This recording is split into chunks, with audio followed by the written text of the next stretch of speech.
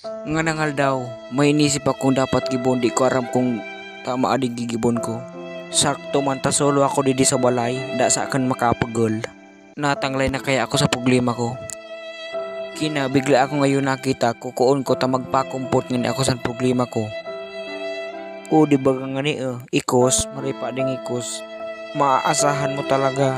Pero bu man sa akin ta nagdulag pinabain ko na lugod. Gibon ko na talaga sa bala ko. Pati ko sinabuan ako, dahil talaga sa akin makapagol. Huwag mong subukan, masisira ang buhay mo. Talagang iparaat ko na talagang buhay ko. Paalam na sa inyong lahat. Lahat nga na daw taan na pa kumpang gakod, din daw ako makakumpang gakod. Susorig na sana. Hay salamat, may nakukuha kumpang gakod. Dapat matibay, tatibad matikdag ako. Makansil pa sa binabala ko.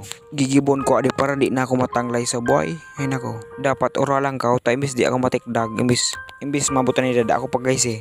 O di na baga, ay salamat. Makadoyan ng galayon ng tanglay kaya. Ginakod ko mariso doang pisi, imbis di ako matikdag, yung magkakaperte. O baga, relax ko sana dyan sa doyan, kaperte. Beraw ta turo tabion-tabion ng tabarang. Wiw, sira mo, wiw. Refreshing kung masana sa persuel. O baga kapirte na relax na nakawara baga problema. Wow, burbalintok ko yan. Kinukukuha na iso gakad sa ureg.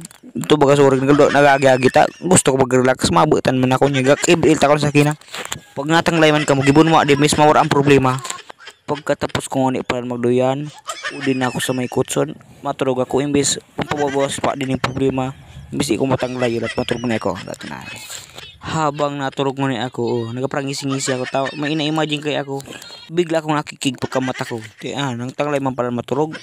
Maray pa sa di magbitay-bitay na biyo pa. Charot!